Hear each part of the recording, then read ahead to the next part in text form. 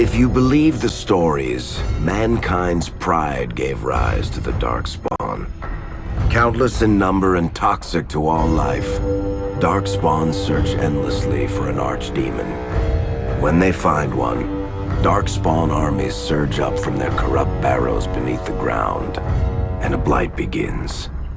Grey Wardens are the only warriors capable of destroying an archdemon, and history always honors the one who sacrifices all to kill the beast. In the fifth blight, the Warden was the hero of Ferelden, youngest child of Ferelden's powerful Terran Cousland. Betrayal saw the Cousland's ancestral castle burn, and the Terran and his wife slain. Duncan, a Grey Warden, helped the young noble escape to a new life with the Wardens.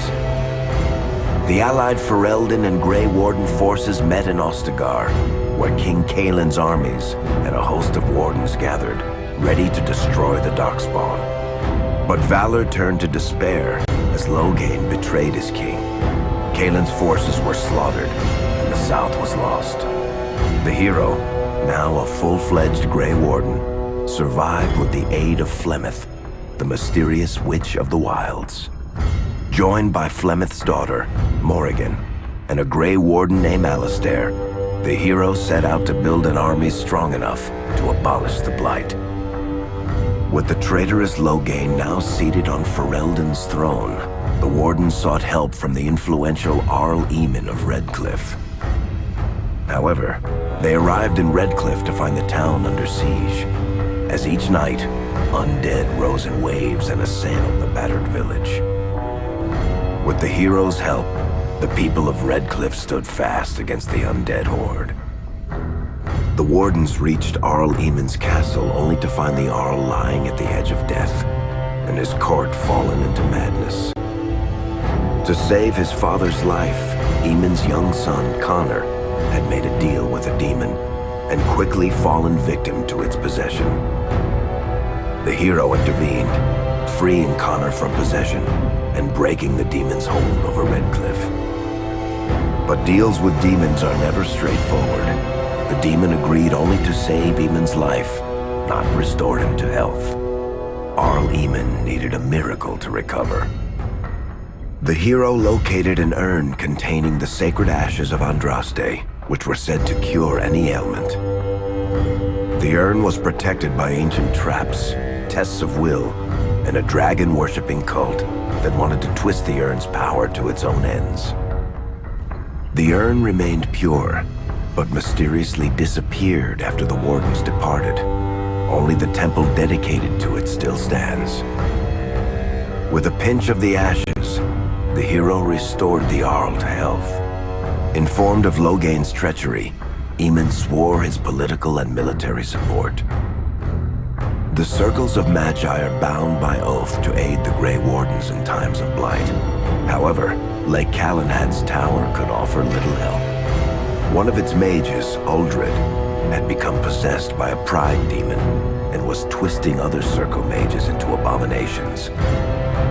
The hero fought to the top of the tower and defeated Uldred, saving the remaining mages. Grateful for their lives, the mages joined the Warden's army. The allies gained at the Circle were not the only soldiers to join the Warden's forces, however.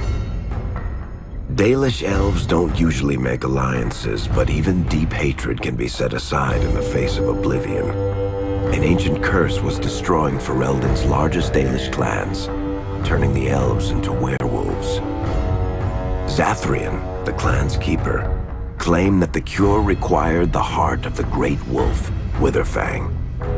Years before, Zathrian himself had afflicted a group of humans with the curse that now ravaged his clan. As long as he lived, the curse endured. The hero freed the werewolves from the long-standing curse, and the Dalish joined the Warden's forces. Blights may happen hundreds of years apart, but the dwarves who live below the surface of Thedas fight Darkspawn every day. No one is better schooled in battling Darkspawn than the warriors of Orzammar, except perhaps their allies of old, the Grey Wardens. The hero arrived in Orzammar in the wake of King Endrin's death to find find political factions fighting for control of the Dwarven capital. Only the vote of a venerated paragon could break the deadlock to elect a ruler, and order the dwarves to honor their Grey Warden treaty and join the battle against the New Blight. The hero set off to find a paragon named Branka, who had disappeared into the Deep Roads in search of a legendary artifact, the Anvil of the Void, created by the renowned smith Caradon to forge mighty war golems. The hero helped Caradon destroy the Anvil of the Void, along with the dark secrets that could trap a living soul inside a mechanical construct. The hero emerged from the Deep Roads with a master-forged crown to bestow the Paragon's favor upon whichever rival candidate would be crowned king. Balin, the youngest son of King Endrin, who was suspected of foul play, or Haramont, the aging traditionalist backed by the Dwarven Assembly. Balin followed his father to the throne. He leads with a ruthless but progressive hand, seeking to re-establish ties to the Surface Kingdoms.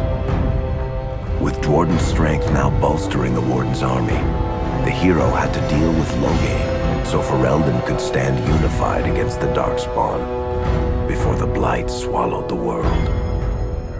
The kingdom of Ferelden stood divided. While some nobles supported Loghain's regency, others condemned his inaction against the Darkspawn. Civil war brewed, and Arl Eamon called a landsmeet in hopes of curtailing the conflict and removing Loghain from the throne. Alistair ended Loghain's life in the name of justice for the Wardens who died at Ostagar. As the Warden's united army massed in Redcliffe, the Darkspawn overran Denerim, laying siege to Ferelden's capital city. The hero's army fought valiantly through Denerim and broke the Darkspawn's siege. On Fort Dracon's highest tower, the hero's strongest allies fought alongside the Warden in a final heroic battle against the massive Archdemon. The Archdemon was killed without the sacrifice of a Grey Warden's life. With no Archdemon to lead them, the Darkspawn scattered. Most fled underground, still teeming in number and always seeking a new Archdemon to awaken. The shattered kingdom of Ferelden embarked on a long journey to recovery. In the Blight's aftermath, strong leadership was crucial. Alistair, King Kaelin's half-brother, became Ferelden's new king, joined in rule by the hero, daughter of one of the nation's most powerful leaders. Ferelden still stands, as obstinate and resolute as the Dog Lords ever are, but the events of the Fifth Blight loom over it as the nation rebuilds. For people across Thedas, legends of the hero of Ferelden remain the nation's brightest beacons of hope during its darkest times. It all began in Kirkwall, the fall of Knight Commander Meredith, the Kunari Uprising, and of course, the Chantry's destruction and the onset of Mage Rebellion. One person always stood amidst the swirling chaos: Hawke, the champion of Kirkwall. The Hawke family fled Lothering, refugees from the Blight. Leandra, mother of the champion, and siblings Bethany and Carver hoped to find refuge at her family's estate in Kirkwall, far to the north. As a mage with a family legacy of magic on both sides, Hawke naturally became involved in the events that ultimately led to the Mage Rebellion. The Hawks escaped the Blight with the help of Aveline Valen, a warrior and family friend. It's said that the family was also aided by Flemeth, the notorious Witch of the Wilds. Hawke's sister Bethany never reached the Free Marches. She was killed by Darkspawn while defending her family. The family's first years in Kirkwall were difficult. Leandra's brother Gamlin had lost the family fortune. The Hawks lived in poverty, forced to indenture themselves in return for entrance to the city. To pay off the debt, Hawke was forced to work for a gang of smugglers. All the while, Hawke and Carver did their best to hide Hawke's magic from the Templars. Opportunity eventually struck in the form of a dwarf named Varric Tethras, who was planning an expedition to the Deep Roads. It was a long shot, But with gold gained from the expedition, Hawke could free the family from its criminal creditors and further Templar scrutiny. Hawke met a rogue Grey Warden named Anders, who possessed detailed maps of the deep roads. These maps were crucial to the expedition's success. Once Hawke obtained them, everything else fell quickly into place. Carver joined Hawke on the expedition. The siblings found ancient dwarven treasure and a statuette formed from a strange red lyrium. Carver fell victim to the blight that suffuses the deep roads, but Anders led him to a group of Grey Wardens who were able to save his life. The gold Hawke recovered from the deep roads brought back Leandra's stately childhood home in Hightown. The Hawkes had barely settled into their new home when Leandra was murdered, a deeply sinister and twisted killing. Hawke hunted down Quentin, the blood mage responsible, but could not prevent Leandra's death. Leandra's tragic death was part of a critical problem facing Kirkwall. Rising tension between the city's mages, who felt increasingly oppressed, and Templars, who grew increasingly suspicious of their activities. Adding to the strain, a large contingent of Qunari had also established themselves in Kirkwall, much to the growing discomfort of the city's rulers. After their dreadnought was shipwrecked many years before, a group of stranded Qunari were allowed to remain in a cordoned-off area in Lowtown. As time passed, the Qunari made no effort to return home and offered no explanation about why they remained. Tensions rose to a breaking point. Revered Mother Patrice, convinced the Qunari were a threat to the Chantry's faith, incited violence between the Qunari and the Kirkwall populace. Hawke knew that Patrice would bring about unnecessary conflict.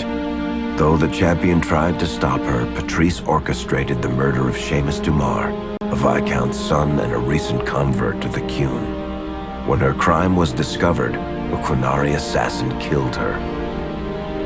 After Seamus was murdered, the Arishok of the Qunari group lost patience with the humans of Kirkwall. They would now submit to the Qun or die. The Qunari struck hard and fast. They took the palace in Hightown and beheaded the Viscount to immediately quash any resistance. Aided by Knight Commander Meredith and First Enchanter Orsino, Hawke reached the palace and stood toe-to-toe with the fearsome Qunari leader. Hawke fought the Qunari leader. The fierce battle resulted in the Arishok's death and the liberation of Kirkwall from its brief occupation. The Qunari quickly withdrew from the city entirely. Hawke saved Kirkwall and earned the grudging respect of the city's Templars, mages, and nobility, along with the title that history remembers, the Champion of Kirkwall. Kirkwall's problems were still not over, however. After Viscount Dumar's death, Knight Commander Meredith took power and blocked all attempts to appoint a new Viscount. Under Meredith's command, the Templars tightened their grip on the mages, planning to suppress what Meredith saw as a growing rebellion. Anders, who spent years fighting for justice and freedom for his fellow mages, saw that the time for negotiation was past. He destroyed Kirkwall's chantry, killing hundreds, including Grand Cleric Elthina. This single act began a rebellion that spread from circle to circle, until all circles of Magi had risen up in defiance against chantry rule. Though Anders had done the unforgivable, something stayed the champion's hand. Anders survived the day, although many others did not. Fighting spread swiftly through the city. Some mages rebelled openly, many of them succumbing to possession. Templars turned their swords on mages who rebelled and on those who did not. As First Enchanter Orsino refused to bend to the Templars, Knight Commander Meredith demanded that every mage in Kirkwall be put to the sword. Hawke saved many mages from Templar blades, keeping them from succumbing to possession or the temptations of blood magic. In the end, however, Hawke was forced to strike down Orsino, who had betrayed his own values by resorting to blood magic himself.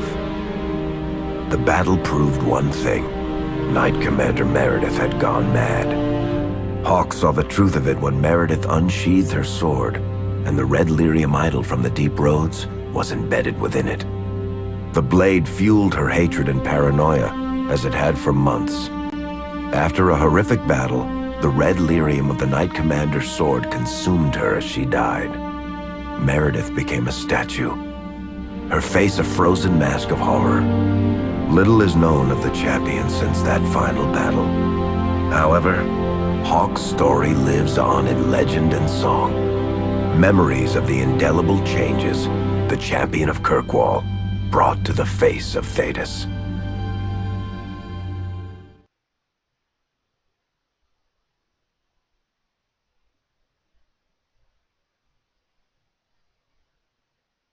The Mage Rebellion in Kirkwall was felt throughout Thedas, the news spreading like wildfire. The Templars clamped down in response, but each new restriction only made things worse. Led by Grand Enchanter Fiona, the mages voted for independence. The Circle of Magi would govern itself, without the Chantry and especially without the Templars. The result was cataclysmic. 2 circles were destroyed, those within killed to the last mage, before the rest fled into the wilderness.